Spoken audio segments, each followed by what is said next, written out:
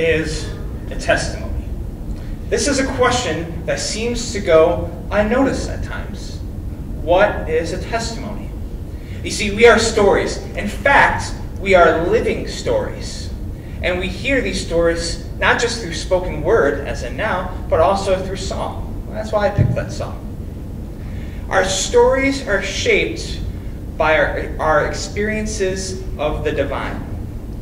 So our testimony is a time and space where we get to share our experiences of the divine. Those moments where, if it's just even for a moment, we see heaven and earth collide with grace, hope, and love. My name is Jacob. I am from Chicago suburbs. I'm studying at Cornerstone. I'm about to marry my best friend. Here is my testimony. I was the #1 fan of SpongeBob SquarePants. And I might still be today, but keep that on the hush. I would go into my parents' room, I would just blast the volume as loud as I could, and just screaming the theme song. And I would always be like, "Are you ready, kids? Are you Captain?" I would go crazy. Oh my gosh. And this is the kind of kid who got baptized in 7th grade. This is the kind of kid who experienced suffering right after beginning his journey with God. While screaming the anthem of SpongeBob, my brother enters the room. I immediately start to laugh because it seemed like a whole bottle of ketchup exploded over him. With a blank stare, he said, "Jake, the police want to talk to you." The closer I walked to him, the sooner I realized it wasn't ketchup. It was blood. Walked downstairs only to find the living room a mess. Everything is thrown around with puddles of blood spattered everywhere. The detective explained it was a gang who was looking for a rival member and thought for sure he lived at our house. While explaining all this, I could see in the back that the police are taking off shoes from passerbys, seeing if they match, the print matches the one that is on my brother's face where they stomped him. Who am I? I am such a terrible brother. That's what I used to think. How could I let this happen to him?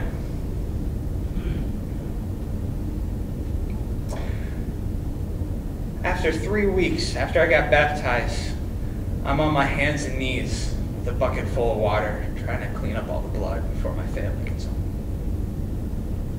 It took me a while, but I received grace in the form of realizing I was just a kid.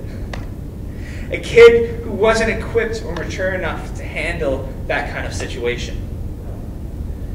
I realized that God understands. Our stories are shaped by our experiences of the divine. Thinking I was through the rough finally after my brother, my life started to feel normal. Until I heard the news. It was Christmas time in 2007, and on that horrendous night, my life would not be normal again. My dad was diagnosed with cancer. You see, hope is something that's never really taken away from you all at once. You don't just have hope one second, and then the next second all hope is gone. It fades away, doesn't it?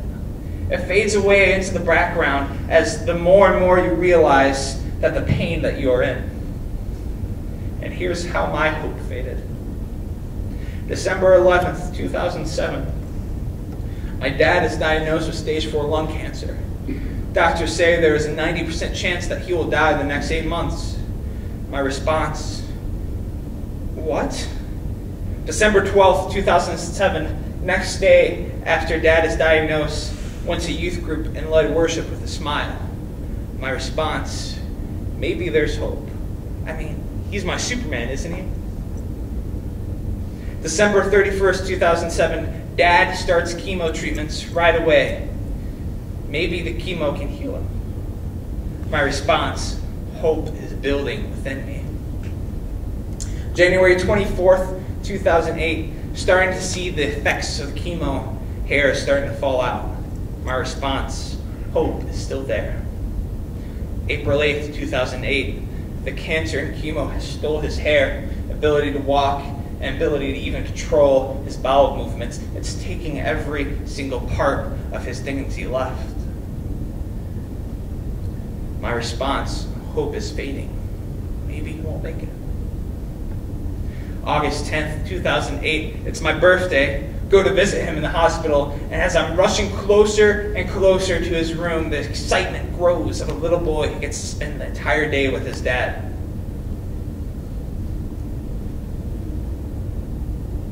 He doesn't remember me. He doesn't even know my name. Cancer has spread to the brain and is starting to lose all memory. My response, all hope is gone. My Superman is finally gone. August 15th, 2008. Slips into a coma after my birthday. Mom comes to me the night before and says, if there is a God, why wouldn't he just answer my one prayer? Why wouldn't he just take him away? 5:18 in the morning, August 15th, 2008, he passes away. My response, I hate everything, but someone needs to be strong, so I will. Our stories are shaped by our experiences of the divine. I put the mask on quite nicely for the next 3 years until I entered college. I started off just fine, faking it through my first year until some friends of mine were starting to have some questions about their own faith, which led me to have questions about my faith. Is God who I think he is? Is he actually there? Does he actually care for me? As my mask started to peel more and more, the frustration rose. The cynicism grew with the bitterness. And next thing I know, I can't keep that cynical smirk off. Every time I hear that word, his name, I can't seem to respond any other way than pure bitterness. Until one day, a friend of mine said, have you actually ever told him how you feel? Have you actually ever had a conversation with God and said, this is what you did? And so I decided to do that. I went to the pond at my school and decided to yell at him. My sin had gathered up until I broke. Because let's be honest, sin is never really this idea or concept, is it? Sin is, it's real. It's this weight for me. It's this weight that keeps building and building after years of those same compulsions reigning, after years of missing my dad. Until you just have those mornings, and I know I had them, and maybe you did too, where you just don't want to get up from bed. And the weight just gathers, and it gathers until we break, and I broke in front of God that night. To describe it better, here's what my friend said.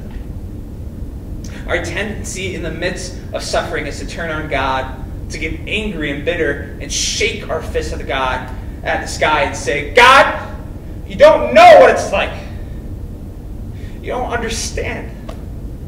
You have no idea what I'm going through. You don't have a clue how much this hurts. The cross is God's way of taking away all of our accusations, excuses, and arguments. The cross is God taking on flesh and blood and saying, me too. That night, I said, God, you broke me. You left my family in pieces, and I was there to be the one to try to pick them up, and I failed. So who am I then? You don't understand, God. You never will, this pain that I feel inside. And his response to me is, yeah, me too. I understand. Because there was a time where I sent my son to die on that cross and to bear all that weight that you feel. That weight that sits upon you ever so slightly, that just whispers in your ear, don't get up today. I took on all that wait for you. There is an ancient Jewish practice called sitting Shiva. And it's where a loved one, when someone would lose a loved one, a friend, a brother or sister, a spouse, would come in and just sit. Just sit. Not say a word. If they wanted to talk, they can. But if they just wanted someone to just be there, that's also fine too. I find comfort. I find peace. And I find faith in a God who says, hey, I am your sitting Shiva. If you want to talk, that's fine. If you want me to just sit here and be still with you, that's also fine too. Because I know, I understand what you're going through.